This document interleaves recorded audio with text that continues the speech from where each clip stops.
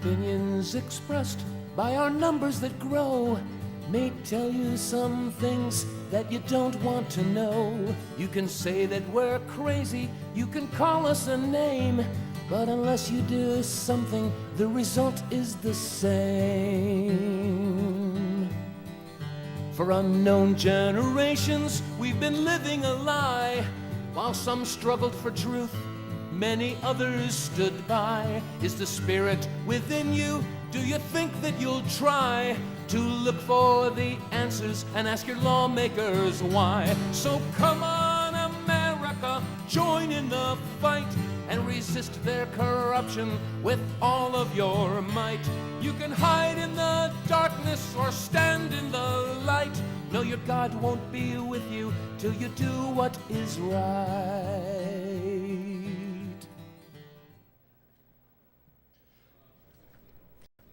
I'd like to thank you all for coming tonight. Our topic is civil liberties in the post-September 11th world. It's become a cliche to say that 9/11 changed everything. Prior to that awful event, the USA was factionalized. People were justly critical of the policies of the government, questioning even whether at least part of the government had been elected legitimately. But after the attack, the United States was transformed. All of the criticism was gone, criticism itself now viewed, instead of the right of the people, as an act of treason. Voices against the occupation of Iraq were labeled as supporters of terror. Voices of condemned anti-terror legislation that has eviscerated the Bill of Rights were labeled as supporters of terror. Those who disbelieve the rhetoric calling for an attack on Iran are labeled as supporters of terror. And as more and more of the Bush administration's lies are unraveled, more people are seeing through this slander. But if that is what you get for saying what needs to be said, you can just imagine what it's like for those of us who can no longer accept the officially accepted conspiracy theory about September 11th. If you think I'm exaggerating, you'll be surprised to hear the stories of our three guests. Our first guest tonight is Kevin Ryan, who is a site manager at Underwriters Laboratories, the top manager for their water testing division, in fact. Underwriters Laboratories is that UL logo you see on so many appliances and things. They're in the business of testing to make sure that something is safe. And it was UL, in fact, that had certified the design of the Twin Towers. Craig, can you turn down the feedback a little bit? And a few years ago, Mr. Ryan read that an official government report put out by the National Institute of Standards and Technology, NIST, that purported to explain how the damage done to the Twin Towers by the planes could have caused them to collapse.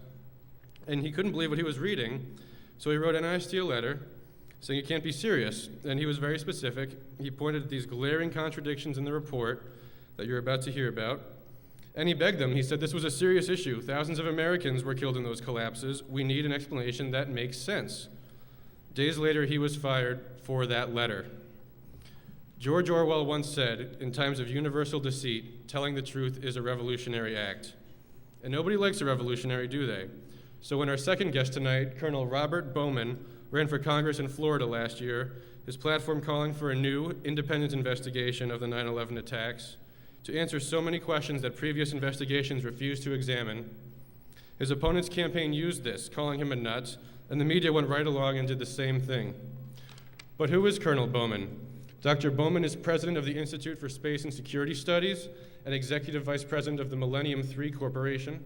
He flew 101 combat missions in Vietnam and directed all of the Star Wars programs under Ford and Carter back when it was still a secret.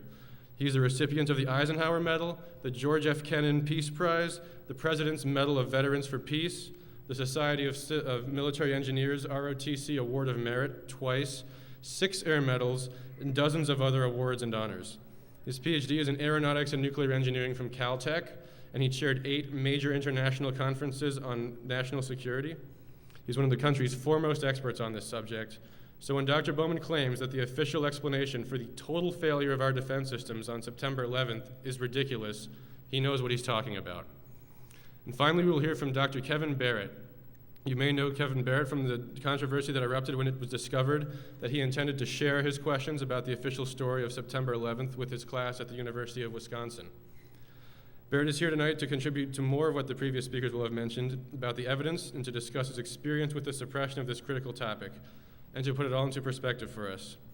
What these individuals have in common, besides the quality of their credentials, is the adversity that they have faced for speaking out. Our aim tonight is to not only discredit the official story, although we will definitely do that, but to also discuss how to, as they say, speak truth to power. That is, to move from the present situation, where investigating 9/11 and so much else is vilified, into a future where it is respected. And another thing they all have in common, by the way, is that they were not paid to be here. They are most definitely not part of any group attempting to capitalize on this research.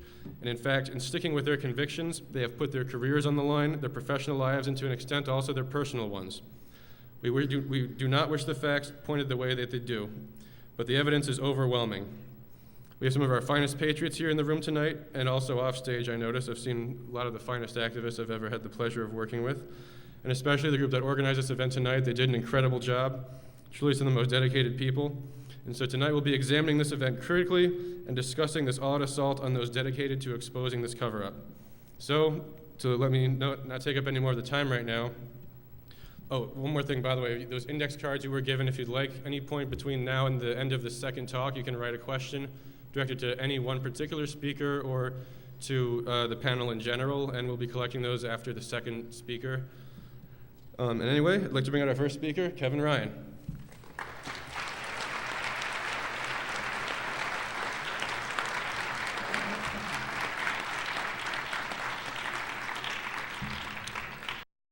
Thank you. Thanks for coming tonight.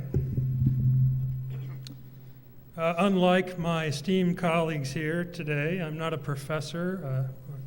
Don't have nearly the credentials that these two fellows do, but I'm a member of a group called Scholars for 9/11 Truth and Justice. I am a laboratory manager, and that's how I got involved in seeking the truth about 9/11. And I've been studying the events of 9/11 for almost 4 years. I'm also a husband and a father, son and a brother, and an uncle, and that's really why I'm here tonight.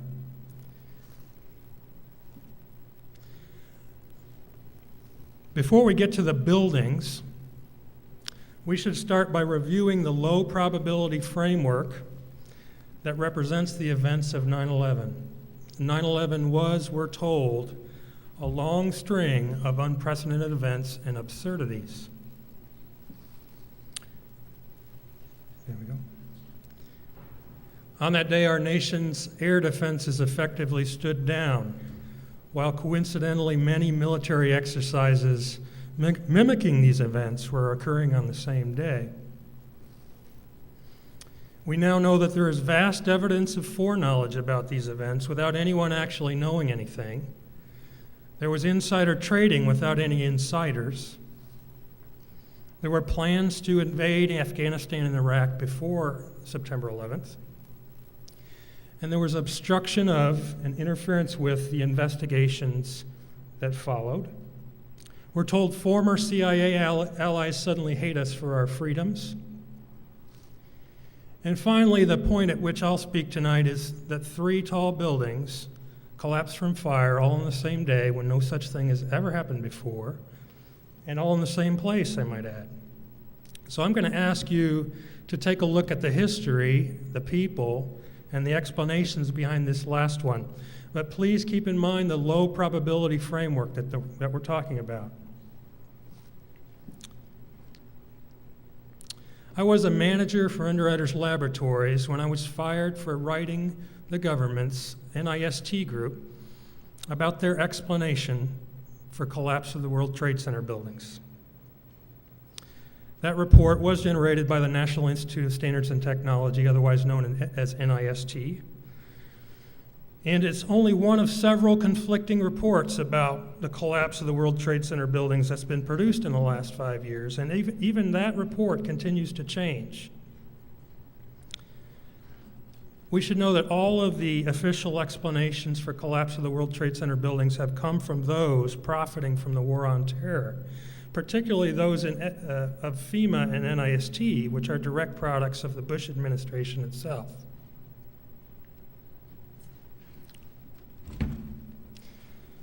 Some people call that Bush science, and what Bush science means is that the Bush administration has been deliberately and systematically distorting scientific fact in the service of policy goals. This came from an open letter from over 9,000 scientists, including currently 49 Nobel laureates and 65 National Medal of Science recipients. The Union of Concerned Scientists has said that they found a serious pattern of undermining science by the Bush administration. The House Committee on Government Reform has said that they found numerous instances where the administration had manipulated the scientific process and distorted or suppressed scientific findings. So we know that the Bush administration tends to distort scientific evidence. But what were FEMA and NIST up against in this case? They were up against unprecedented building failures. As I said before, no tall buildings. And when I say tall buildings, I mean steel framed, because that's the definition that is normally used. No tall buildings have ever suffered global collapse due to fire, but on 9/11 we're told there were 3.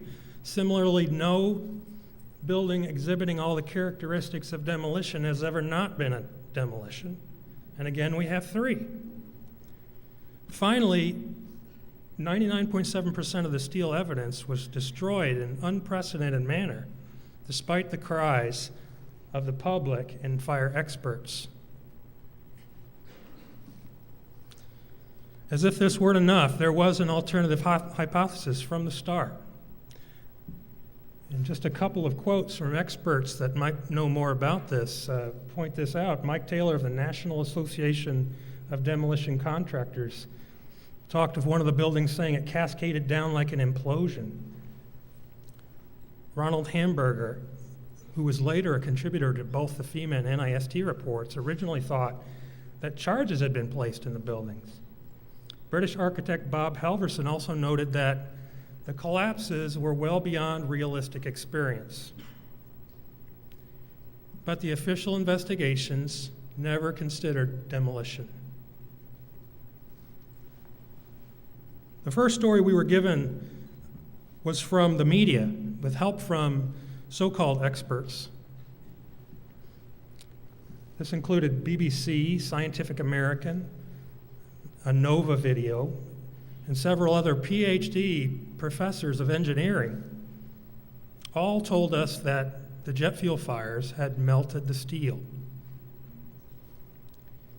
Another interesting testimony was from Osama bin Laden himself, who apparently had this plan all along. In his confession video of November 2001, he said, "I was thinking that the fire from the gas in the plane would melt the iron structure of the building." If you don't know, jet fuel fires and office furnishings cannot create such fires. So Osama's plan was apparently a total failure. There were extreme temperatures given by several sources from the media, including the National Geographic Channel, which is a News Corporation publication like Fox News, the A&E History Channel, which is a Hearst Corporation publication. But all of these people were wrong. What did the official reports say? Well, there's a progression of official inquiries into the collapse of the World Trade Center buildings. The first was a short-lived investigation by the American Society of Civil Engineers. Largely a volunteer team, but they were led by some interesting characters, and we'll talk about that. After a month, they evolved into the FEMA Building Performance Assessment Team. Everybody knows who FEMA is, I would guess. The Federal Emergency Management Administration. Then Larry Silverstein commissioned an investigation by Weidlinger engineers related to his insurance claim. And then finally, NIST, years later, came up with a final draft report in October of 2004. That was the one that I was fired for questioning. They waited another 8 or 9 months and came up with a final draft report, which was considerably different. Then they had their first final report in September of 2005 and then changed that a bit a year later in their responses to what they call frequently asked questions. Let's take a look at the people who were involved here. 3 days after September 11th, the leaders assigned to telling us what happened at the World Trade Center and the Pentagon happened to be the exact same people who gave us a questionable engineering report, which we'll look at a bit, about the Oklahoma City bombing 6 years before. Gene Corley, Charles Thornton, Paul Mlakar and Mette Sozen were the exact people who gave us an engineering report about the one truck bomb, one guy theory in Oklahoma City. Two strange things about this are that, first of all, the American Society of Civil Engineers says there's 1.5 million people working in the engineering field today. So we have to ask, why is there only a handful of people who show up to tell us what happened when there's a terrorist event, especially when, secondly, the events are very dissimilar, right? The World Trade Center buildings were steel frame buildings that came down supposedly from fire, whereas the Oklahoma City building was a concrete building brought down by explosives. So let's talk about the Alfred P. Murrah building for a minute, because these characters are very interesting to follow. In April of 1995, you may remember this, a reinforced concrete building was destroyed in Oklahoma City, killing 168 people. Survivors reported multiple explosions. Many media reports and witness accounts said there was undetonated bombs in the area, in the building. In a similar fashion to 9/11, the FBI confiscated videos of the events and would not release them. A month later, an Air Force general spoke to Congress saying he could say with a high level of confidence that the damage pattern on the reinforced concrete superstructure of the Murrah building could not possibly have been attained from the single truck bomb without supplementing demolition charges. And his laboratory, Wright Labs, did actual tests to prove that. There's much more evidence and secrecy to talk about related to Oklahoma City, but we'll just say that 2 years later, the official one guy, one truck bomb political story was supported by an engineering report given by Corley, Mlakar, Sozen, and Thornton.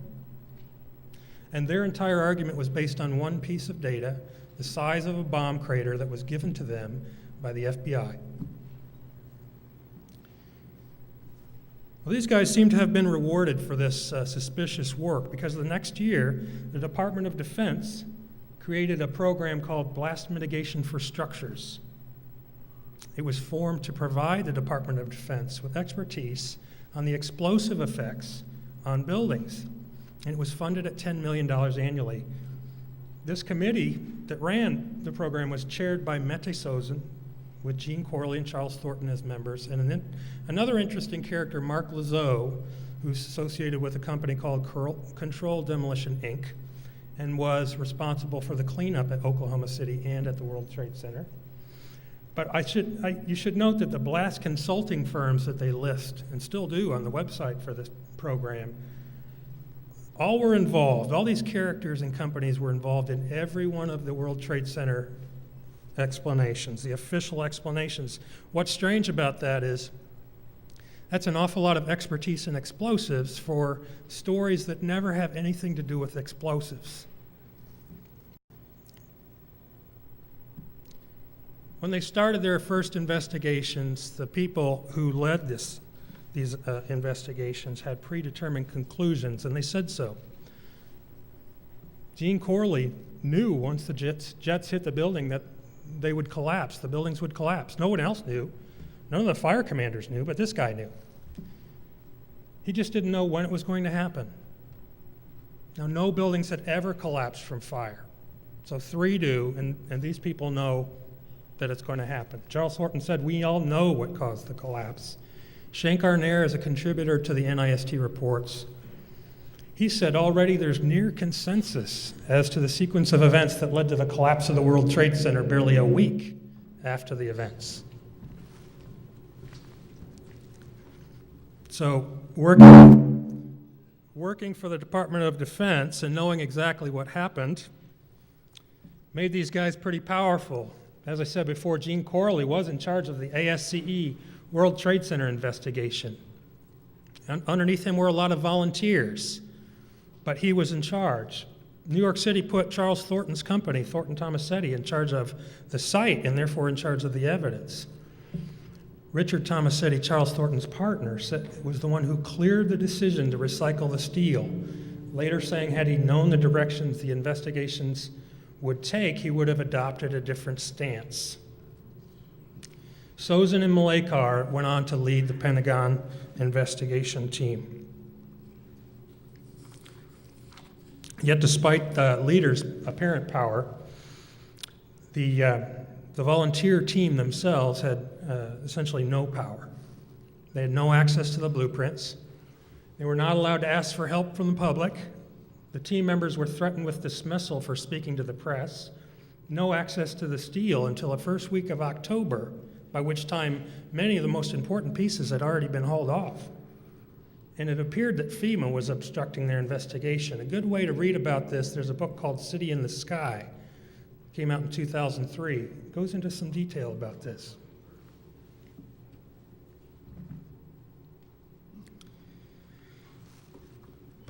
Well, one way to fix the problem with FEMA obstructing is to put FEMA in charge of the investigation.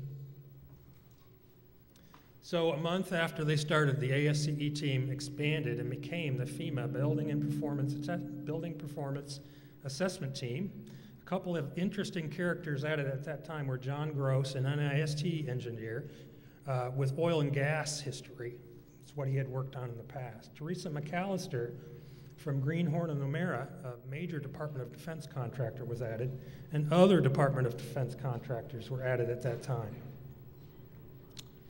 When FEMA took over, approximately $1 million was allocated to the investigation, which is a very small amount for an investigation like this, but only 1/10 of that had been spent several months later. And at the same time, our president was telling us it cost a lot to fight this war. We spent more than $1 billion a month. So there's one way to look at how we've gotten to this point already, all right? We had spent 30,000 times more on the wars by the end of 2001 than we had spent on finding out why we were fighting the wars. So by January, it was being called a half-baked farce. Bill Manning, the editor of Fire Engineering magazine, said that the official investigation is a half-baked farce that may already have been commandeered by political forces whose primary interests, to put it mildly, lie far afield of full disclosure. One of the top experts in the country on fire and building damage. Dick Cheney at the same time was calling the Senate leader, Tom Daschle, and asking him to limit the scope and overall review of what happened on 9/11, claiming resources would be pulled from the war on terrorism. And President Bush met with Tom Daschle to reinforce that message.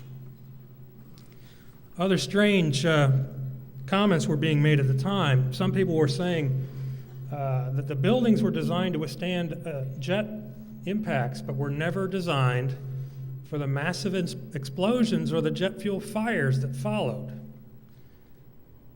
Loring Knobloch, the CEO of Underwriters Laboratories, wrote to me saying a similar thing, that the jet fuel fires were not reasonably foreseeable. But we have to ask ourselves, how would planes get to the buildings without jet fuel? Who would do this? Who would design like this? And the answer is not the World Trade Center's design engineer. The structural components of these towers were designed by John Skilling with help from his partner, Jack Christensen. A character who's been cropping up lately, Leslie Robertson, is a junior member of their firm and worked for them. John Skilling had this to say in 1993 when asked if he considered plane crashes in his design. And he said, "Our analysis indicated that the biggest problem would be the fact that all the fuel would dump into the building, but the building structure would still be there."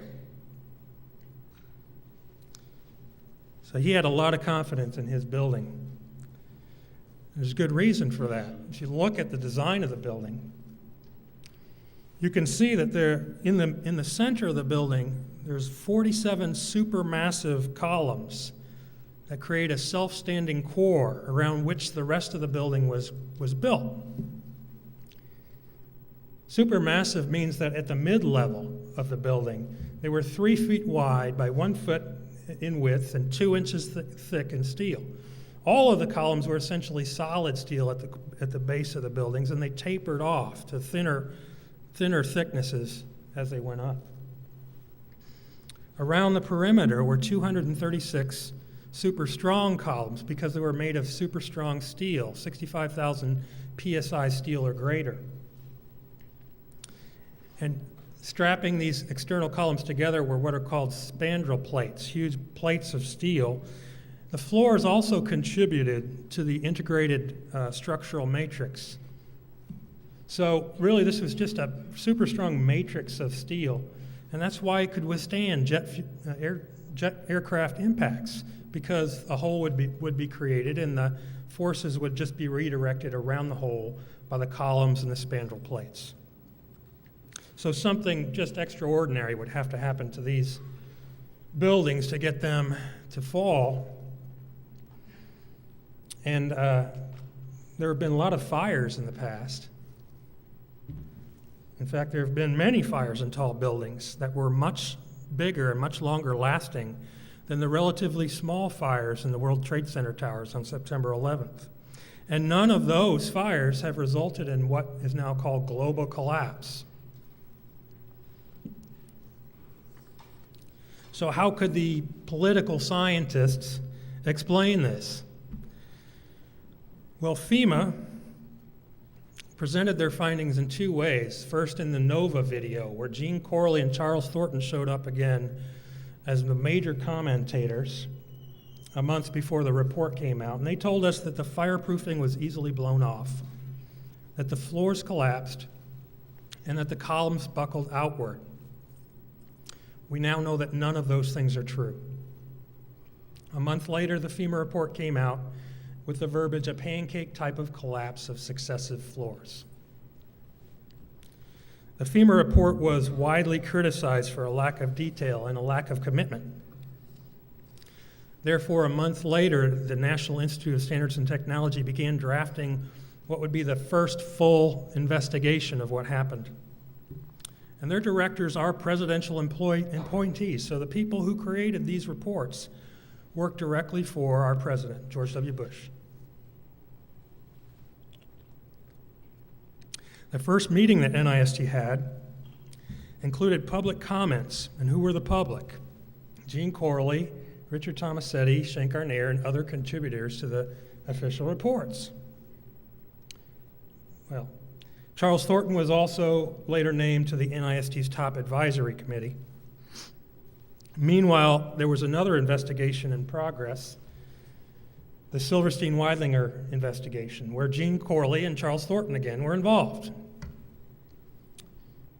And this was to establish Silverstein's insurance claim. The report results were surprising. There was no floor failure of any kind. There was column failure only, which directly contradicted the FEMA report that came out 5 months before.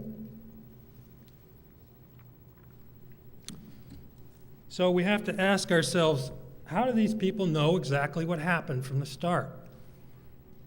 We had the experts telling us about the towering inferno and the jet fuel fires melting the steel.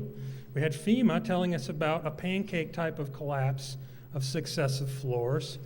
And then the Silverstein-Weidlinger report coming out and directly contradicting that, saying column failure only. Finally, we had the NIST report years later, and their final story is a mixed bag of sagging floors and softening columns and columns blowing inwards, and apparently leading to, they don't come out and say it, but what would be called a pile driver collapse. It's not pancaking anymore. It's just this plastic buckling smashdown theory. But their story remains flexible, as we know from their frequently asked questions responses in August last year. One thing to note is the NIST never described the actual collapse dynamics. They just said global collapse ensued. That way, they could ignore a great deal of the evidence that didn't fit the political story.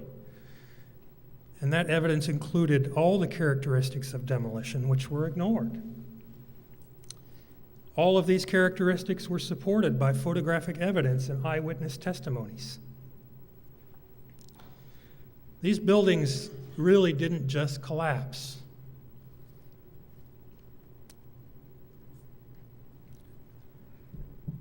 They actually, if you look at it, they actually exploded while falling into their footprints in 9 to 11 seconds, which are estimates directly from NIST. A free fall speed is about 9 or 10 seconds. So quite incredible. Just looking at these pictures, there are no experts in the fire-induced collapse of tall buildings. There are none, because it doesn't happen. But we can look at these photos and we can say, is this what it looks like when a steel frame building softens? Is that what it looks like? And you can see squibs coming off below the collapse front. You can see material being shot straight up in the air. I don't know, maybe you had to be there. So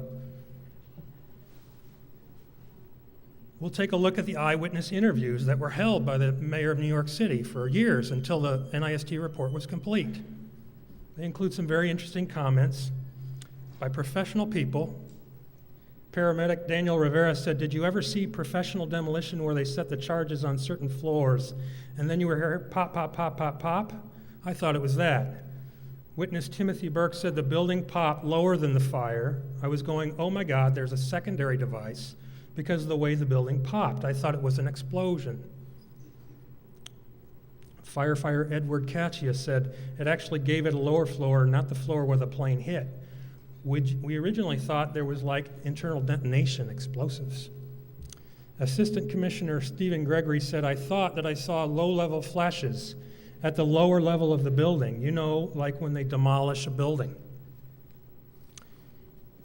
And these types of interviews go on. There's a paper on it at the Journal of 9/11 Studies, which I'm a co-editor of, the online Journal of 9/11 Studies with Stephen Jones. Firefighter Richard Banasicki said, "It seemed like on television when they blow up these buildings. It seemed like it was going all around like a belt, all these explosions." Deputy Commissioner Thomas Fitzpatrick said, "My initial reaction was that this was exactly the way it looks when they show you those implosions on TV." The Battalion Chief Brian Dixon said the lowest floor of the fire in the South Tower actually looked like someone had planted explosives all around it because everything blew out on that one floor. And firefighter Kenneth Rogers said there was an explosion in the South Tower. I kept watching floor after floor after floor. It looked like a synchronized, deliberate kind of thing. One thing NIST will tell you is the people who made these comments don't know the difference between explosions and other characteristics of a falling building. Not so sure, but I can tell you that we did begin with a very low probability framework. To that we added bush science, at least 3 contradictory explanations for what happened, a suspicious history of the people involved, and evidence that the facts were ignored. And what came out of that is, in September of 2005, the NIST World Trade Center report, which includes 42 sub-reports and 10,000 pages. It's only for the Twin Towers, mind you. The World Trade Center 7 building has not yet been explained by NIST. And like others, it's focused only on the political story, with the same people involved as before, FEMA and Department of Defense contractors. Now, it wasn't just the contractors doing the investigating that were the same. The authors of the most critical parts of the NIST report were the authors of the FEMA report. Believe it or not, Teresa McAllister, John Gross, who authored Section 1-6 of the NIST report, were also FEMA report authors. Ronald Hamburger was. William Baker from Skidmore, Owings and Merrill. Harold Nelson. And it goes on. So the most important parts of the NIST report were the explanations for collapse in 1-6. The report not yet brought out, which is 1-7 on World Trade Center 7. And we need to keep an eye on the people who are giving us these explanations. Remember, Charles Thornton was on NIST's top advisory committee, and Gene Corley was behind the scenes at all times. He was an expert witness, and he even posed as a reporter during one of the media sessions. One thing I asked was, did NIST use the National Standard for Fire Investigation? You would think they would, being the National Institute of Standards. I know in 2 places they certainly did not. Section 6-5 of this standard, NFPA 921, says it's important to remember that conflict of interest should be avoided. And what I mean by that is the war on terrorism is, in fact, big business. A lot of people are making a great deal of money on the official story. And NIST used specialists and contractors who are dependent on the government contracts or on the official story itself. Another important section that we should keep our eye on is 12-4, where they say unusual residues could arise from thermite, magnesium, or other pyrotechnic materials. And NIST's report does not mention evidence of intragranular melting of the World Trade Center samples or FEMA's puzzling sulfur residue, where they said no clear explanation for the source of the sulfur has been identified. FEMA said that. And New York Times said that was perhaps the deepest mystery uncovered in the investigation. The sulfur and intragranular melting, as well as other unexplained evidence, could be evidence of a type of incendiary technique called the thermite reaction. Some of that other evidence includes molten metal pouring from the South Tower prior to collapse, and pools of molten metal in the rubble of all three buildings. Last year's responses from NIST, when they've been hammered by all these questions, were that, well, maybe the metal pouring out of the building was aluminum from the airplane. We'll talk about that a little bit. But aluminum, when poured in daylight, is silvery in color. Maybe it was iron or steel. It does match the color better.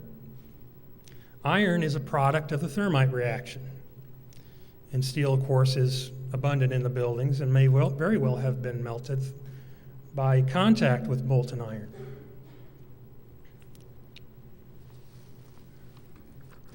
So what evidence did NIST look at? Did they review all the pertinent documents in their investigation? Did they review reports of original design claims? And it's clear that no, many relevant claims were not mentioned. Did they review fire resistance test data? For example, UL test documents? No, those documents came up missing. Did they review Skilling's fire resistance analysis? Unfortunately, those documents came up missing also. So what are these original design claims that I'm talking about? The first is a general statement that said the World Trade Center towers would have an inherent capacity to resist unforeseen calamities. These are all quotes from the Engineering News Record back in the 60s. They also said for the perimeter columns, live loads on these columns can be increased more than 2,000% before failure occurs. They also said one could cut away all the first-story columns on one side of the building and part way from the corners of the perpendicular sides, and the building could still withstand design live loads in 100-mile-per-hour wind from any direction. So, in my mind, two jet aircraft could have hit the first floor of those buildings and they wouldn't have collapsed, from what these people say. But how about fire resistance? That's an important part here. Were the World Trade Center steel components tested for fire resistance? This is part of why I'm involved in seeking 9/11 truth. The New York City Building Code requires fire resistance testing of both columns or steel assemblies and floors. NIST says in their report that they found no documents about this conveniently, yet they state that the buildings were rated as Class 1B, which does require 3 hours of fire resistance for columns and 2 hours for floors. They actually said the buildings were designed for Class 1A, which is an hour extra for both. Then they were downgraded because of the sprinkler system. But the Port Authority says there are no test records in our files. Again, conveniently. Well, if the steel components and the floor assemblies were to be tested for fire resistance, they would be tested according to a standard called ASTM E119. In this standard, the steel components or floor assemblies are placed in a furnace, and the furnace is brought to a high temperature, 2,000 degrees Fahrenheit, for hours. This is called a time temperature curve from the standard. And they're looking for either failure to bear the load, in the case of columns, or thermal transfer in the case of the floor assemblies.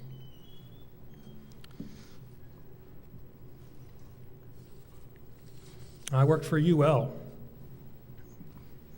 Several weeks after the events, Loring Knobloch, the UL CEO, came to our location and told our staff that UL had certified the steel used in the World Trade Center. 2 years later, I asked him more pointedly in writing in a formal communication about UL's involvement, and he responded in December confirming the details. He said, "We tested the steel with all the required fireproofing on, and it did beautifully."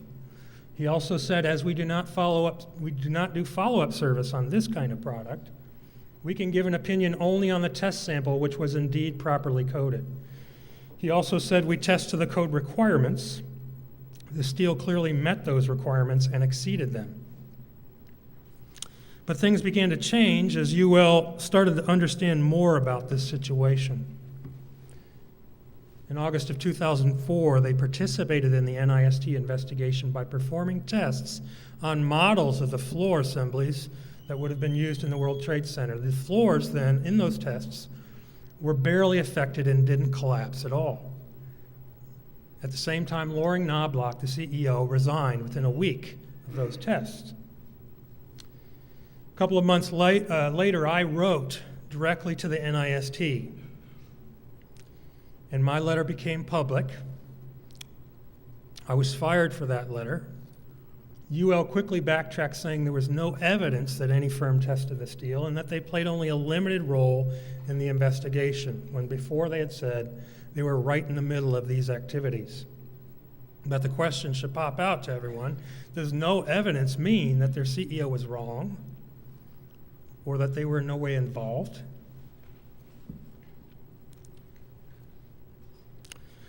I'm still trying to find out myself.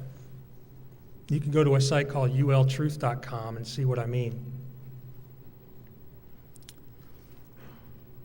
We'll go on from here and look at NIST's analysis of steel samples.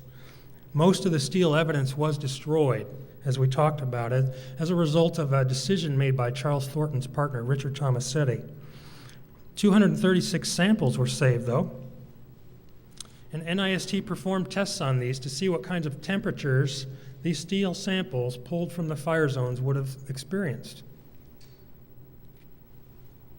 The first was a paint test that looked at the deformation of paint over a range of temperatures.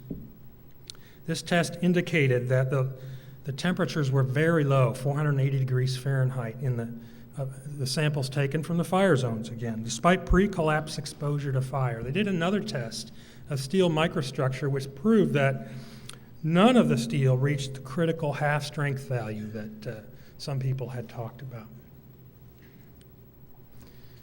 If we look at NIST's comments before and after these tests, we might be a little surprised. Before the steel temperature analysis, they said regions of impact and fire damage were emphasized in selection of the steel pieces.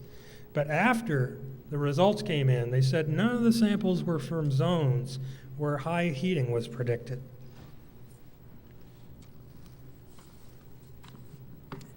NIST did a number of tests besides the steel sample tests. We talked about the floor model tests a little bit, and we'll talk about that more, but they also did something called workstation burn tests.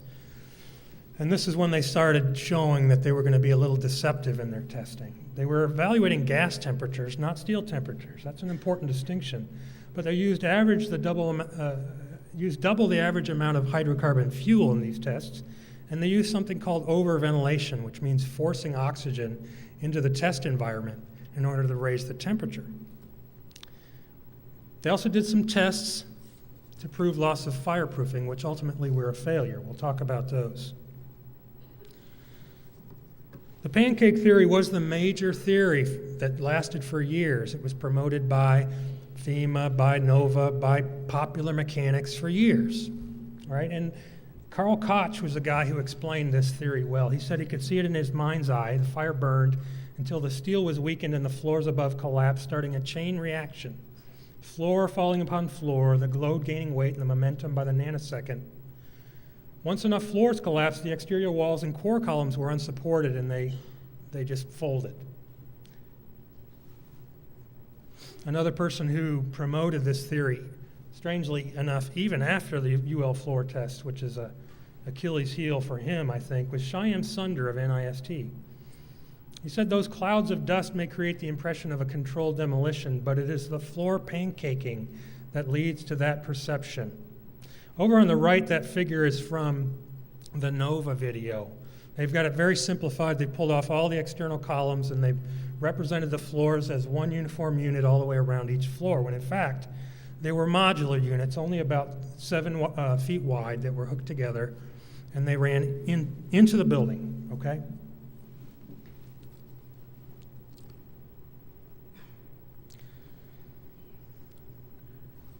So UL did perform tests on those floor models to evaluate essentially the pancake theory. They began with less fireproofing than was known to exist in the towers, however, and then reduced the fireproofing further. They performed 4 standard fire resistance tests of the floor truss assemblies, and they performed them with twice the load that was known to be on the floors of the World Trade Center. They even say this in the report. And the problem with that is this is no longer a hypothetical test for a hypothetical situation. If you know how much load was on the floors, that's what you would use, right, if you're trying to find out what happened. But they used double the load. Despite all of this, there was minimal floor sagging, there was no floor collapse, and the statement from NIST was that the results established that this type of assembly was capable of sustaining a large gravity load without collapsing for a substantial period of time relative to the duration of the fires in any given location on September 11th. And without floor collapse, there could be no pancaking. Again, NIST's comments before and after are interesting. Before the test, they said, these tests will determine the fire rating of a typical World Trade Center floor system under various conditions. After the floor tests, they said the investigation team was cautious about using these results directly in the formulation of collapse hypotheses. You can be sure they were very cautious about using those results. They did not support their predetermined conclusions. Ultimately, NIST had to admit that NIST's findings do not support the pancake theory of collapse. When all the physical tests failed to support their conclusions, NIST then turned to virtual reality. They put everything in the computer where input parameters could be tweaked. And they actually did toss out the realistic parameters, turned by them, realistic parameters, in favor of more severe parameters until they got results that they were looking for, I suppose. The animations were generated with the purpose of comparing with observed events. But we're not allowed to see this computer model or the animations, although they're so important. Before getting to the collapse initiation sequence, which is what NIST finally gave us, we should remember that NIST's investigative practices were deceptive and unscientific. The documents needed just happened to be missing. The eyewitnesses to demolition characteristics were ignored. Physical tests that disproved their predetermined conclusions were downplayed or ignored. And their entire theory is built on fudged, inaccessible computer simulations. We also need to remember, if we're husbands and wives and fathers and sons, that we've started 2 wars. We look like we're about to start a third. We've killed several 100,000 people, destroyed international relations. We've forsaken our Constitution. We've promoted torture, flushed our economy down the drain, all for this story. So we need to take a close look at it, right? So here it is, stated as concisely and fairly as possible. I think NIST would agree. This is their story in general for both towers. The first step is that the aircraft severed a number of columns, and the second is that loads were redistributed. I think we can all agree with this. The third step is that insulation or fireproofing was widely dislodged. The fourth step was that high temperatures softened the columns and floors. The fifth step was that some floors began to sag, which then pulled exterior columns inward, causing them to buckle. And finally, instability spread around the entire building. They never talked about the collapse dynamics themselves, they said. They just said global collapse ensued. So let's take a look at every one of these steps. How many columns were severed? NIST now admits in the report that only a small percentage of columns were severed. 14% of those in World Trade Center 1, the North Tower, 15% in the South Tower. But if we go back to the original design claims and see that one could cut away all the first-story columns on one side of the building and so on, we know the buildings could withstand greater than 25% column loss without a problem. This means we need at least 30 or more columns to fail before we have any problem with challenging the original design claims. Second, how much load was redistributed? NIST says some loads on the columns were actually decreased as much as 20%, and other loads were increased up to 25%. But what about the failure zone in particular? Well, if you can imagine that the buildings were leaning towards the impact zone, right? So the columns on that side were what engineers would call being in tension, and the columns on the opposite side would be what were called columns in shear, meaning that on the opposite side, they're actually lesser loads. That's where the decreased load should have been. In any case, NIST, the original design claim said that live loads on these perimeter columns can be increased more than 2,000% before failure occurs. These columns should have supported the extra load and much, much more. So so far there's no reason to suspect collapse, and I think we all agree with that. NIST actually says the towers would not have collapsed under the combined effects of aircraft impact and the subsequent multi-floor fires if the insulation had not been widely dislodged or had been only minimally dislodged by aircraft impact. What that means is that the towers were brought down by fire. That's what NIST is telling us. They were brought down by fire, not by being hit by aircraft.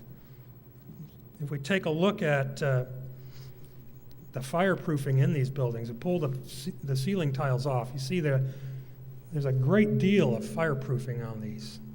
Another retired engineer from UL, has since spoken out a little bit and said he'd challenge anybody to take a hammer to this type of fireproofing and try and remove some of it.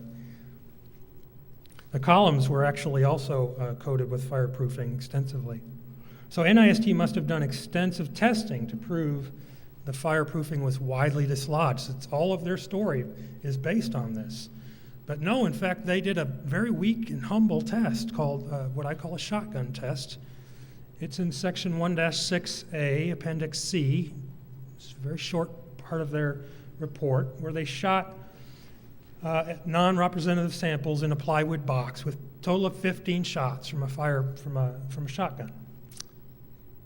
Of course, they didn't provide any evidence that a Boeing 767 could transform into thousands of shotgun blasts. Right? You can try and imagine it yourself. But the shotgun test actually proved that fireproofing could not have been widely dislodged because the energy values, which NIST gives, were simply not available. There's no energy left to dislodge fireproofing. They give the amount of kinetic energy supplied by the aircraft impacting the building. Calculations had been done by engineers at MIT which proved that all of this energy was consumed in doing the damage to the building and to the aircraft. Okay, so once the energy is consumed, where's the energy for the fireproofing loss?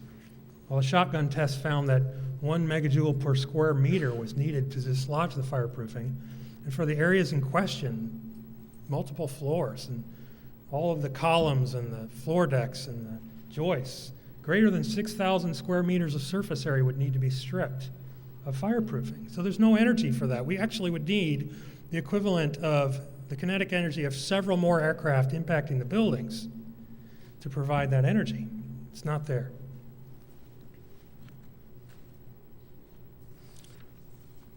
How hot could the steel have become? This is something that honest scientists would have calculated. They would have done some thermodynamic calculations and said, okay, we have so much jet fuel. A fair estimate, although NIST is a little bit around the board on this one, we'll say 4,500 gallons to give them the benefit of the doubt. That provides a certain amount of energy. The office furnishings were known because we know the fire load in the buildings. That provides a certain amount of energy. Using the masses and specific heats for the materials in the buildings that would need to be heated to support the official story, the result is that all this material could be heated to a maximum of 600 degrees Fahrenheit. That's assuming a lot of things, that that favor the official story, that the fuel burnt with perfect efficiency, no hot gases left the building, there was unlimited time for the materials to absorb all this heat, which is not really realistic either. But let's take a look at some of the temperatures we've talked about, steel temperatures. Far on the left there is the result from the paint test that they did, where less than 2% of the steel samples saw temperatures of 480 degrees Fahrenheit. And then the calculation agrees fairly well with that. The value of steel at half strength is quite a bit higher than that. Steel is forged, that means it's softened for shaping into other forms at a very high temperature, close to 2,000 degrees Fahrenheit. That's where the testing was done, ASTM E119, 2,000 degrees Fahrenheit.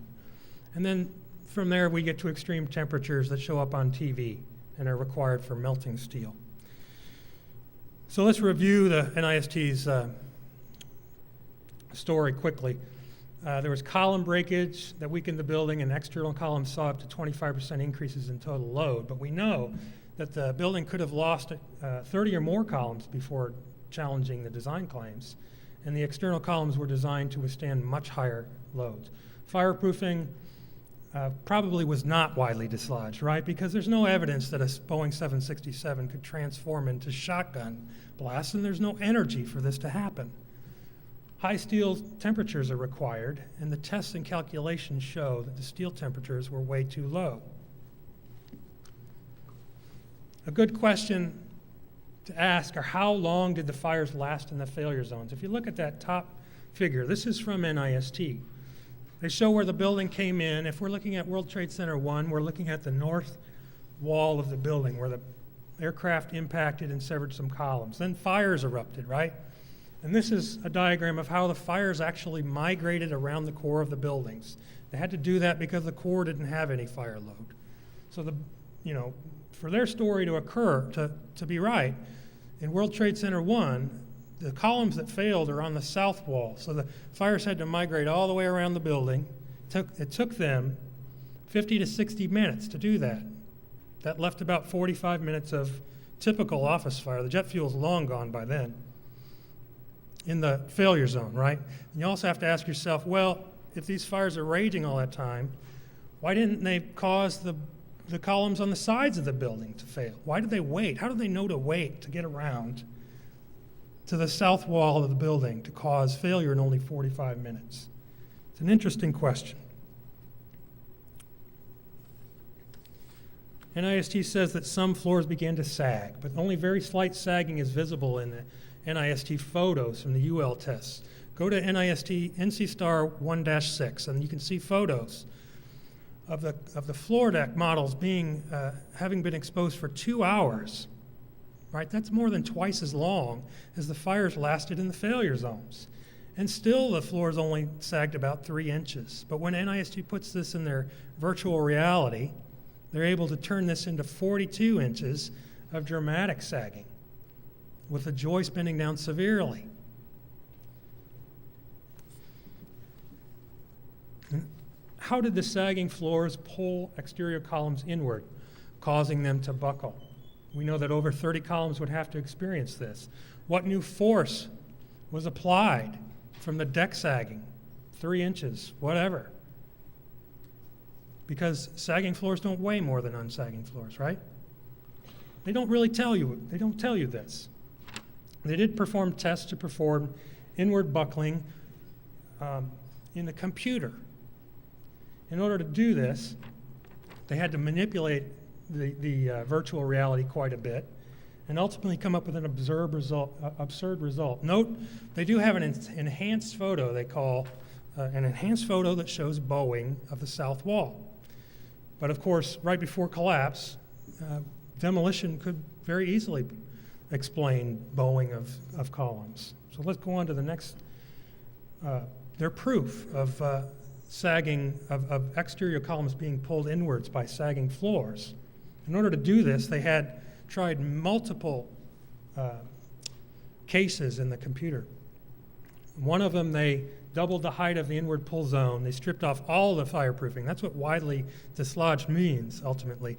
All of the fireproofing is gone. They exaggerated the temperatures, And they applied these temperatures for 90 minutes, again, twice as long as we know the fires lasted in the failure zones. But first, paradoxically, they had to disconnect the floors from the external columns. So how did the floors pull the external columns inward? That's why it's pretty absurd, okay?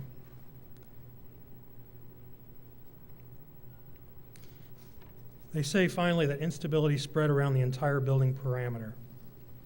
These buildings fell at nearly free fall speed, as we know. How fast would instability have to have spread around the building perimeter first? The perimeter of the building we know.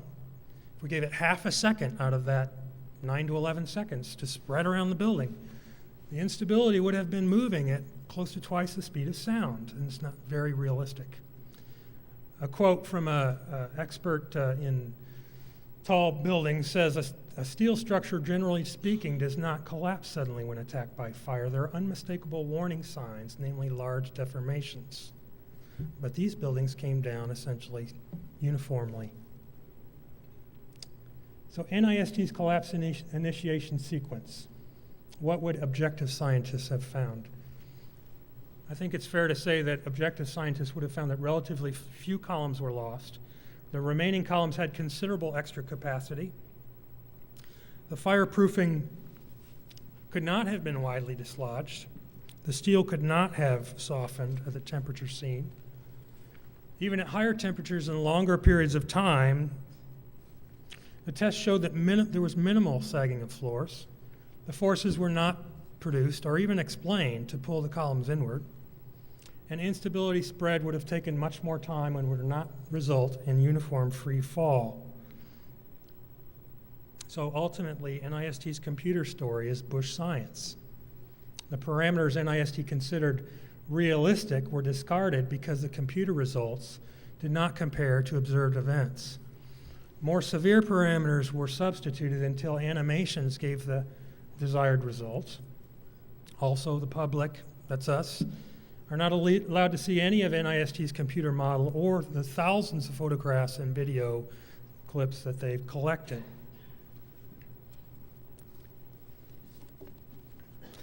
To their frightening phrase, global collapse ensued, I would say, what about resistance of the floors below? If these floors each had caused hesitation of only half a second, they'd held the building up for 30 years, right? An extra 40 seconds would be needed. What about the observed squibs coming off the building? And we don't have pancaking any longer to explain this. What about the molten metal observed pouring from the building and pools of molten metal in the rubble of both the towers and World Trade Center 7? What about the intragranular melting and sulfur residue found on the steel? The NIST report is false. They did not explain why and how the buildings collapsed, and their investigation was deceptive and unscientific at every step. They reported findings that were in direct contradiction to their physical testing. They omitted or distorted many important facts, including original design claims and John Skilling's analysis, resistance from the building structure below, the movement of the North Tower's antenna first, pools of molten metal, and it goes on and on. We had this story for a year, and then it got worse. NIST was bombarded with questions over that first year, frequently asked questions, as you can imagine, and they put out some responses right before the 5th anniversary of September 11th. One question was, why didn't they consider demolition? They didn't give an answer to that.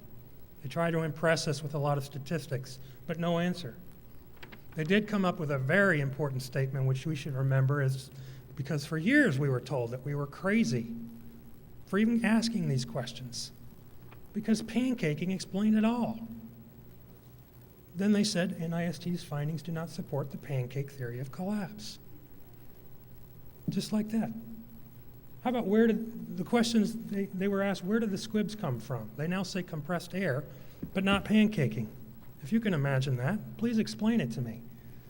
Did UL test the steel for fire resistance? They took a false statement made by others saying that UL tested it for 6 hours and replied by saying UL did test the steel for 6 hours.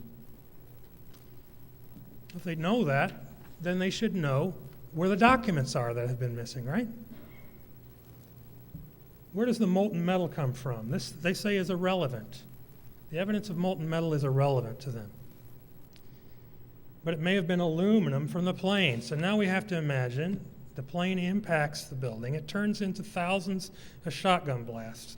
It scatters around in every direction, even from the outside of the building, where we know the aluminum cladding was still on, strips off all the fireproofing, then knows to go back into one part of the building to form a little pool and pour out. Okay, that doesn't make a lot of sense. Well, who else have we heard from here? When NIST looked for corroboration, they turned to popular mechanics. But science is not about popularity, and it's certainly not about souped-up lawnmowers. So, we have to ask, why would popular mechanics do so much to try and support the official conspiracy theory, essentially? Well, we know that popular mechanics is a Hearst publication. We know that Hearst publications have in the past been known to be propaganda tools. They were a major propaganda tool for Adolf Hitler. But the stories that the Popular Mechanics crew gives are just ridiculous. They talk about the pancake theory, now disproven. They talk about fuel barreling down a jogged elevator shaft, apparently not spreading or losing any, going around the elevator cars themselves, waiting all the time to reach the sub-basement levels of the building to cause huge explosions, destroying heavy machinery and killing people. Now, this is like intelligent fuel, right? How does it do that? We don't know. Implosion World had an article by a photographer by the name of Brent Blanchard, right, who represents himself as an expert in demolition. He is not an expert in demolition, talks with a great deal of bluster, and gets put on the State Department's website to explain away conspiracy theories. The Progressive is a left-leaning magazine online who essentially say that G. Corley, Mette Sozen, and popular mechanics disagree with conspiracy theorists, so there must not be any questions to ask. Rolling Stone, unfortunately, also came out with an article or two. They've stopped doing that, but they had one or two articles. Their main point was that we must cling to the official story unless someone else gives us another, more outrageous one. But my point is this official conspiracy theory is killing us. If you don't see it yet, you will. We can't live with it anymore. Who have we not heard from? We have not heard from legitimate scientific publications, any. So that leads us to believe that these people feel that global collapse does not affect them. And we will see. What about World Trade Center 7? Before I finish, this would have been the tallest building in 33 states. It collapsed in 6.6 seconds. Larry Silverstein said, maybe the smartest thing to do is pull it, and they made that decision to pull it, and we watched the building collapse. FEMA said several things, including the collapse was due primarily to fire rather than any impact damage from the collapsing towers. If you haven't seen World Trade Center 7 collapse, you will. It takes weeks to plan and implement a controlled demolition. So this is a good piece of evidence here. You might see the top, the penthouse dipping first. That's an indication of demolition. You might see squibs coming up the building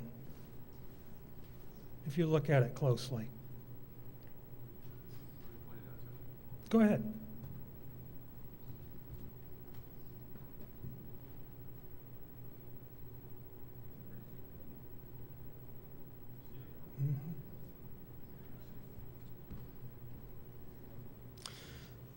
Many experts around the world have said with utmost probability World Trade Center 7 was brought down by controlled demolition. So maybe there's just one incident, right here where this major catastrophe in our country's history is occurring, we're also just happen to be witnessing a controlled demolition that takes weeks to plan and implement. Maybe. So how did we get here? The collapse of the World Trade Center buildings is only a part of a long list of unprecedented events of 9/11, and the explanations we've been given have come from those working for the Bush administration or from those profiting from the war on terror. We know these people lie to us, right? Weapons of mass destruction. We know they lie to us. and that they distort and manipulate scientific findings. We also know NIST's story about the World Trade Center is false and is only the latest in a string of false stories.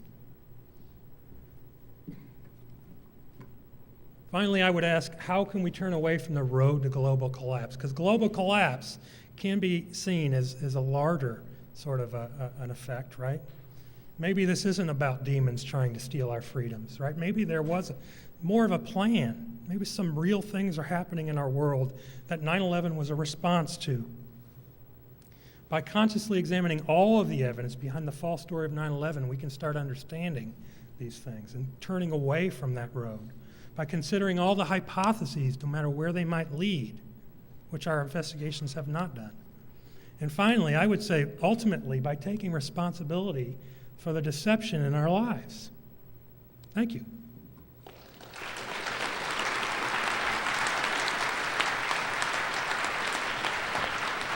Kevin Ryan, ladies and gentlemen.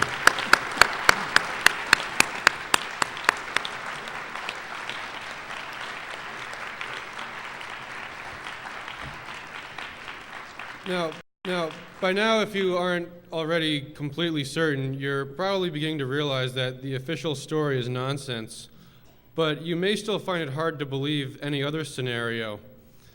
It may be difficult for you to believe that bombs could be planted in the buildings without being detected. And it may be hard to believe that the government could possibly cover up such a thing. So for this, we call Dr. Bob Bowman, who has the best credentials of any speaker I think we could probably bring here. He's got a PhD in aeronautics and nuclear engineering from Caltech.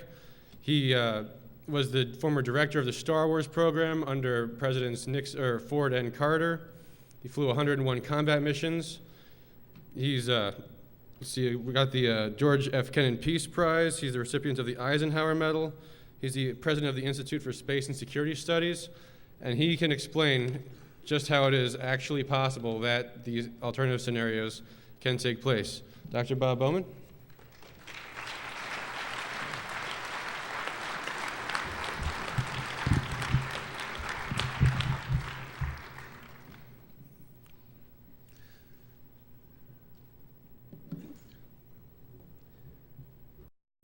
Actually, I may disappoint you in that because I don't intend to give you alternative theories about how it could have happened. I want to talk more about the overall theme of 9/11, free speech, our civil liberties, and where we go from here. Now, I had hoped to be able to be introduced to you today as Congressman Bob Bowman.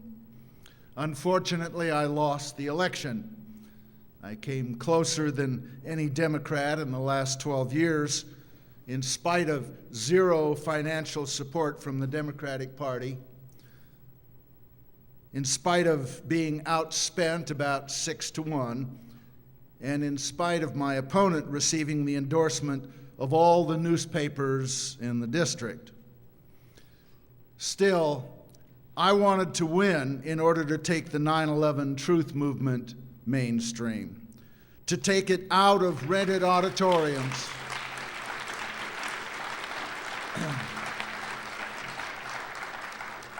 And I'm probably going to try again in 2008. I want to take the 9/11 truth movement out of rented auditoriums and into the halls of Congress.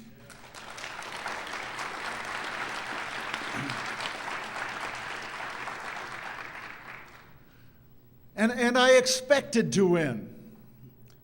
That I didn't is partly and possibly completely due to the fact that our district uses electronic voting machines,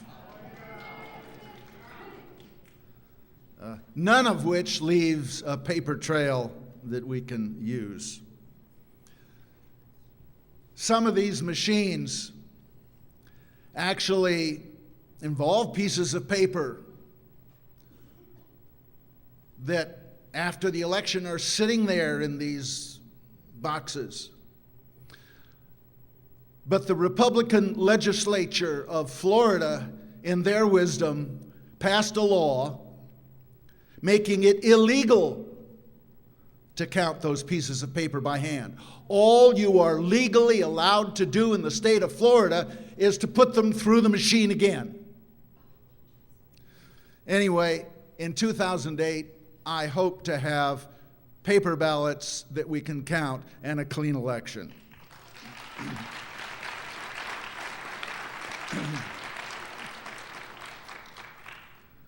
But even knowing going in about the voting machines and about all the other voting skullduggery typical of Florida elections, I still expected to win. One of the big reasons I didn't is the fact that we in the 9/11 Truth Movement have not yet done our job of educating the American people. Consequently, many who should have supported me didn't, specifically because of my support for 9/11 Truth. All three of the major newspapers endorsed the Republican incumbent, even though they disagreed with him on most of the issues. The reason they gave was my connection to 9/11 conspiracy nuts, some of whose views I shared. That's what they said. Now, let's face it, even though a majority of Americans share our distrust of the official 9/11 story, we are still looked at as a bunch of kooks. And because of that, congressmen and legislators who might be sympathetic to our views are afraid to say anything.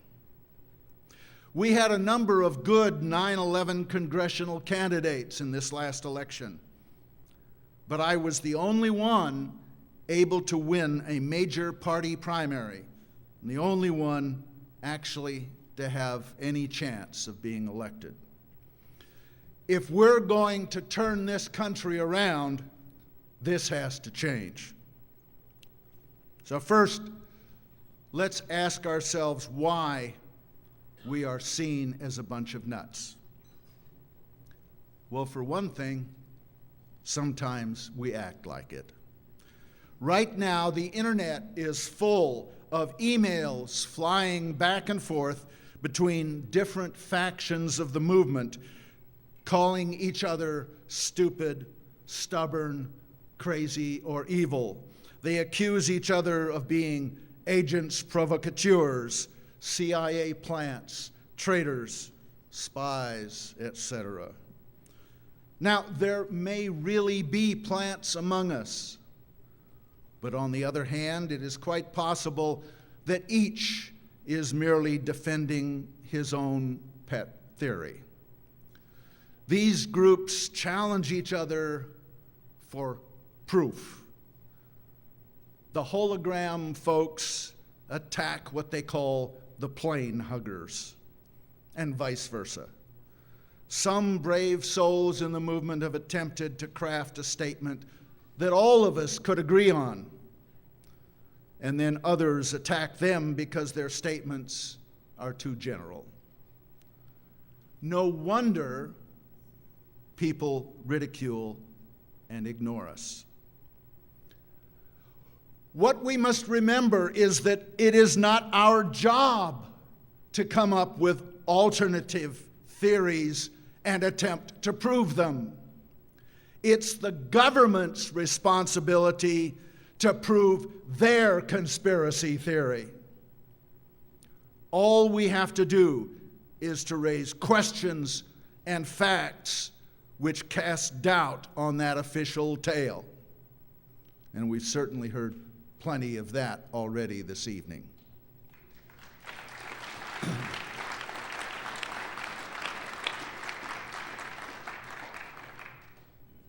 Discrediting the government's version of what happened that day isn't difficult. I've spoken to both Governor Kane and Congressman Hamilton, the 9/11 Commission co-chairs, and they both admit that there are outright falsehoods in their official 9/11 Commission report. They know they were lied to, and that those lies made their way into their final report. They also admit that they did not assign guilt or responsibility or accountability for what happened on 9/11. That wasn't their job, they say. Their job was to assume that the plot was planned by Osama bin Laden and carried out by 19 Arab hijackers, to investigate the intelligence failures that allowed them to succeed, and to recommend actions that would help prevent such a plot from succeeding in the future. That's it. Any information not consistent with the official story was to be ignored, and it certainly was. Moreover, Kane and Hamilton actually had very little control over the investigation and almost none over the final report. White House flack Philip Zelikow had almost total control of who was interviewed, under what circumstances, and whether or not their testimony was used. Much of the critical testimony, some that we saw on these slides a few minutes ago, much of this critical testimony was taken by Zelikow staffers with CIA and FBI backgrounds.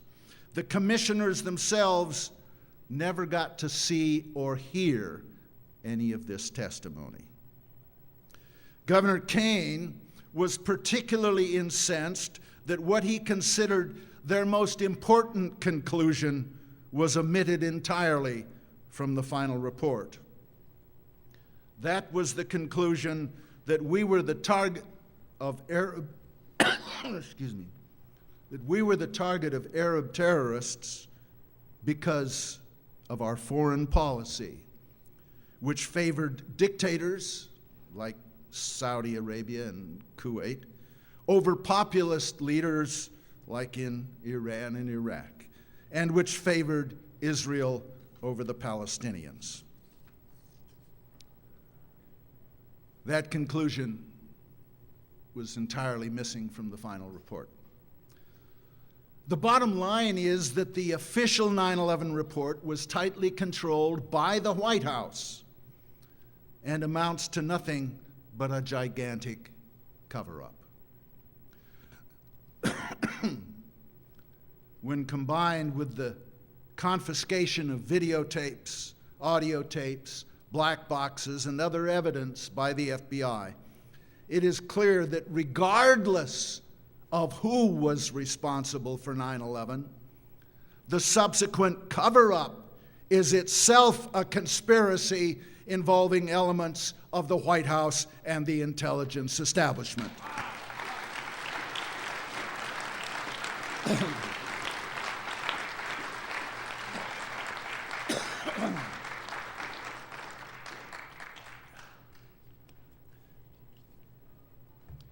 Now, this raises the question, if they have nothing to hide, why are they hiding everything?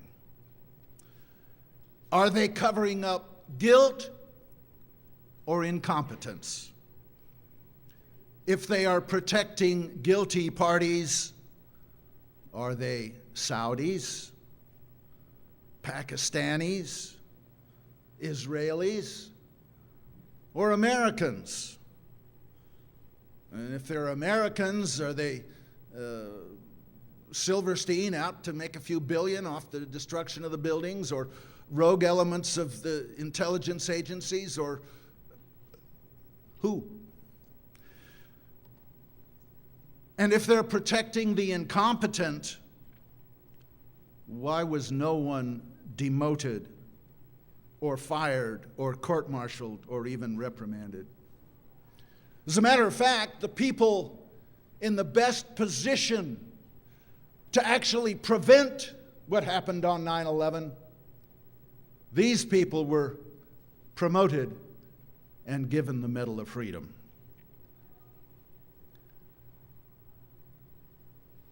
And why on earth aren't the corporate media asking these questions?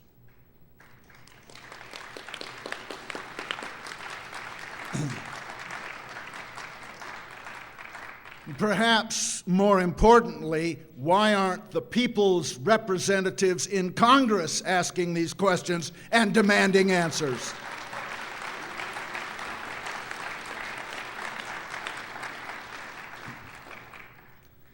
Are they all intimidated by what happened to Cynthia McKinney and Kurt Weldon? Even my friend Dennis Kucinich is backing away from 9/11. Everybody seems to be saying, get over it. 9/11's in the past. We've got to look forward. Well, I'm sorry, but that just won't wash.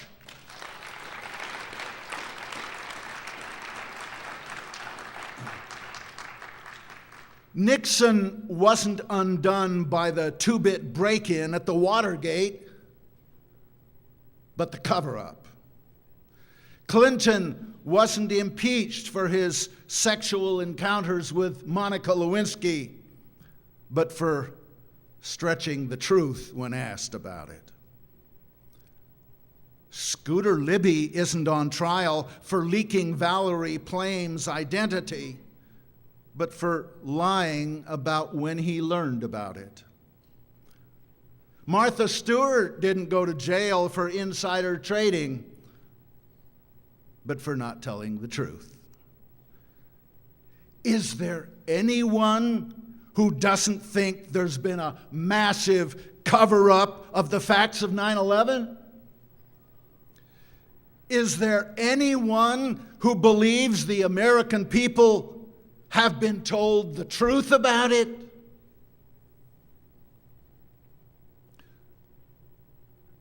We can forget the small hole in the Pentagon and reports of it being struck by a missile. Forget the thermate residue found by Stephen Jones. Forget the collapse of 3 steel buildings in what appears to be textbook-controlled demolition, as you just saw. Forget the fact that Building 7 wasn't even struck by an airplane. Forget Silverstein's videotaped statement about his decision to pull it. Forget white jets and phantom helicopters and protrusions and flashes and reports of explosions. Forget about Marvin Bush's being in charge of security at the World Trade Center. Forget about Arab hijackers turning up alive and miraculous surviving passports and engines from the wrong kind of plane and obviously forged cell phone calls. Forget about Bush's dalliance over a pet goat book with the nation under attack. And forget the obviously faked bin Laden confession tape. Forget the debris from Flight 93 scattered over 8 square miles. Forget about firsthand testimony of Cheney's stand-down order. Forget about the unprecedented exercises masking the errant airliners and how on earth the hijackers knew they were going to happen that morning. Forget about NORAD letting these things fly around for an hour and 40 minutes without being intercepted. The morning of 9/11, as I watched what was going on television, I thought, where on earth are the interceptors? I mean, I'm an old interceptor pilot. I used to do it. I know the drill. I know how long it takes. Almost everyone connected with 9/11 truth has their own pet smoking gun that proves 9/11 was an inside job. Forget them all. We don't need them. Let us assume for a moment, I know this is going to be hard for some of you. Let us assume for a moment that the government's official conspiracy theory is essentially correct. We know there's a lot in it that is absolutely contrary to the facts. But let's say that the essential elements are correct.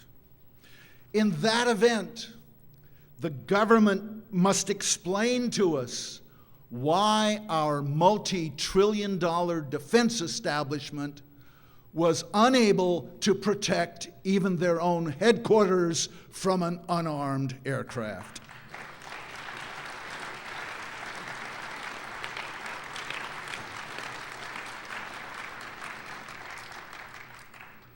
Unless there is accountability, how can we, the American people, know if anything has changed? How can we be assured that such a thing can't happen again? Even if the government story is essentially correct, there is ample need for a new and truly independent investigation of 9/11.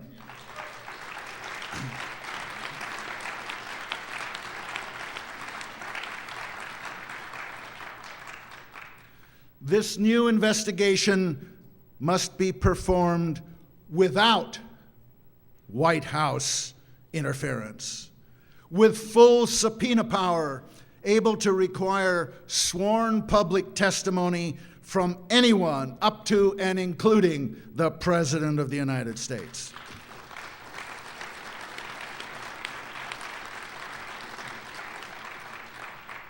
Perhaps most importantly, it must have oversight by the 9/11 Truth Movement, by the families of victims, and by whistleblowers in the FBI. It must look at all the evidence, even that which seems to contradict the official story. Unlike Kane, Hamilton, Zelikow, it must have no predetermined conclusions. If such an investigation corroborates the official story, then a huge cloud of suspicion can be removed and the nation can get on with its business. If, on the other hand, it determines that there were others involved, then it will be the story of the century. Indictments for murder, arson, terrorism, and treason would follow.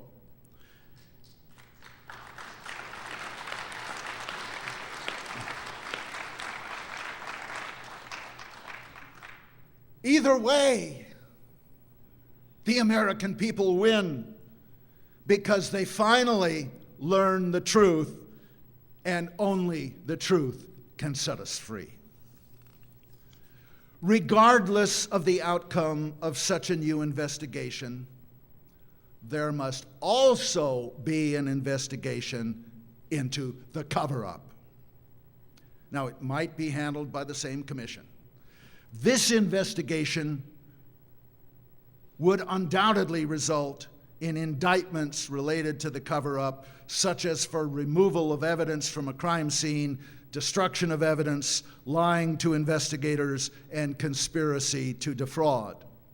These indictments will undoubtedly touch many members of the Bush administration and its intelligence agencies.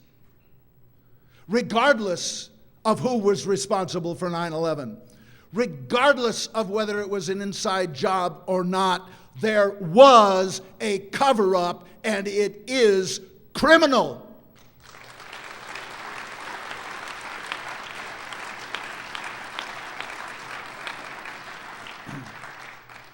Finally, I'm calling for a third investigation regardless of the results of the first two.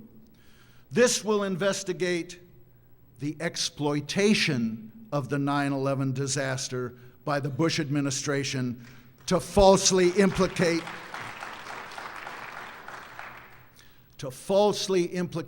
the governments of Afghanistan and Iraq in 9/11, and thus to justify unnecessary and illegal wars of aggression.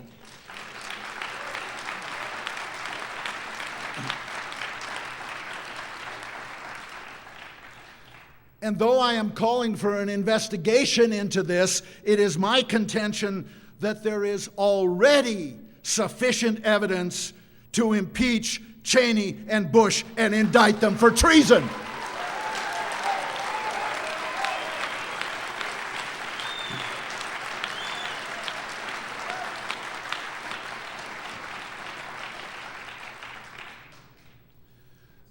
This evidence is in the PNAC document calling for the permanent occupation of Iraq, justified by a new Pearl Harbor. It is in Richard Clarke's book, in which he notes an immediate attempt to tie Iraq to 9/11. It is in videotaped statements of Bush, Cheney, and Rumsfeld using 9/11 to justify the Iraq War. It is in CIA documents showing that Wolfowitz, Pearl, Libby, Faith, and others cherry-picked intelligence for use by their bosses. It is in the Downing Street memo, where the British noted that Bush had already made his decision regardless of the intelligence.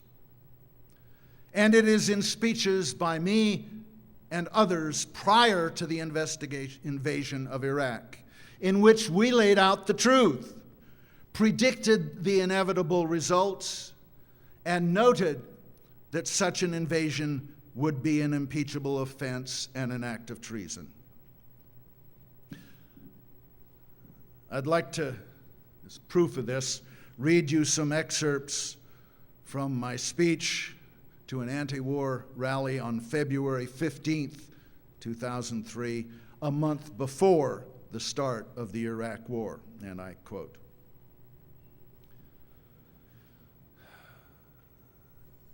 "I'm here as a member of Veterans for Peace, an organization of thousands of combat veterans. All of us have put our life on the line for this country. All of us are opposed to a war with Iraq. Saddam Hussein is a bad guy. I don't know anyone who disagrees with that. He's a bad guy now. He was a bad guy in 1990 when April Glaspie of the State Department gave him the green light to invade Kuwait. He was a bad guy in the 1980s when Donald Rumsfeld sat down with him for a chat while he was gassing the Kurds, supposedly. He was a bad guy in 1977 when Zbigniew Brzezinski met with him and proposed the invasion of Iran. And he was a bad guy in the 1960s when the CIA hired him to assassinate Iraqi leader Abdel Karim Qasim and then helped him take over Iraq. He's always been a bad guy, but he was always our bad guy. Right up to 1990, official Department of Defense documents praised Saddam for vastly improving the education, medical care, and standard of living of his people. Religious freedom, women's rights, you name it. His regime was called one of the most enlightened, progressive governments in the region. And it was. But there was a problem. The Berlin Wall had come down, and the Soviet Union had collapsed. The first Bush White House had to find another bad guy fast. And they did, Saddam Hussein. The White House put out a paper coming to this conclusion and picking Saddam as the next bad guy to justify the defense budget. So they suckered him into attacking Kuwait, and the first Gulf War was on.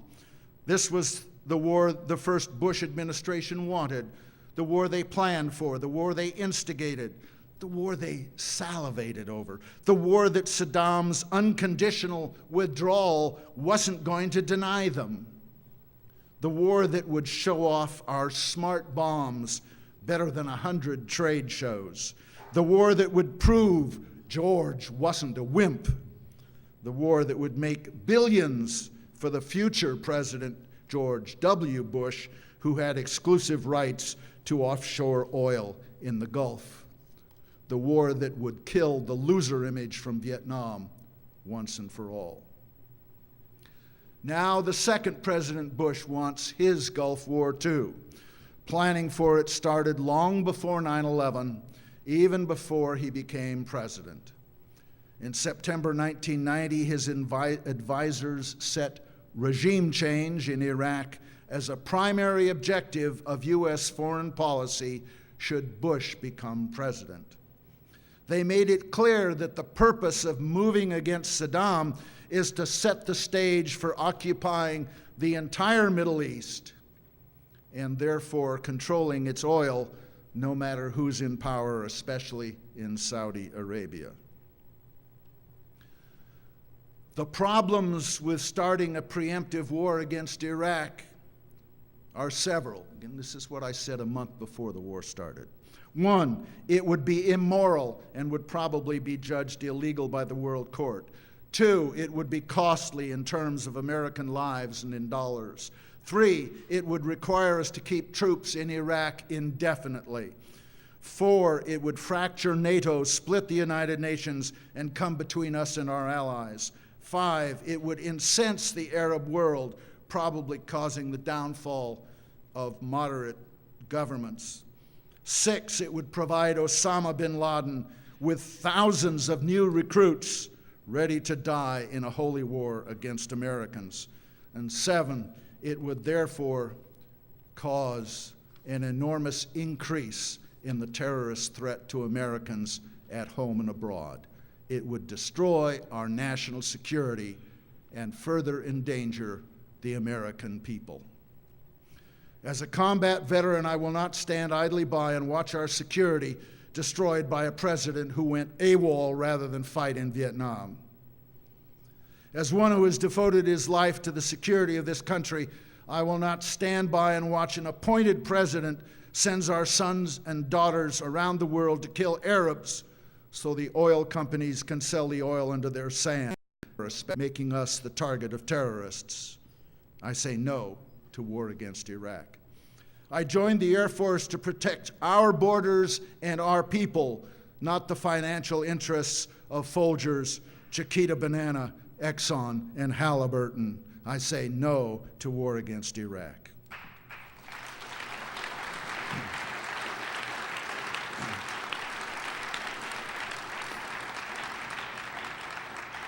As a pilot who flew 101 combat missions in Vietnam, I can tell you the best thing our government can do for its combat veterans is to quit making more of them. I say no to war against Iraq. Peace is patriotic. A preemptive war is immoral, illegal, unconstitutional, a war crime, and treason.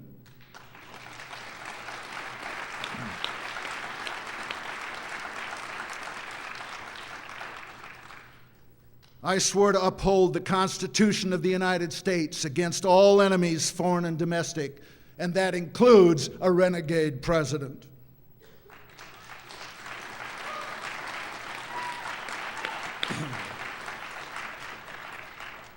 If this war happens, I will call for the impeachment of George W. Bush, Dick Cheney, Donald Rumsfeld, and the whole oil mafia.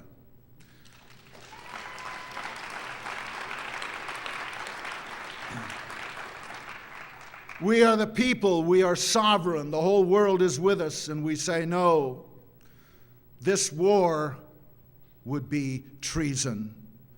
Peace is patriotic. God bless America, and God save us from George W. Bush.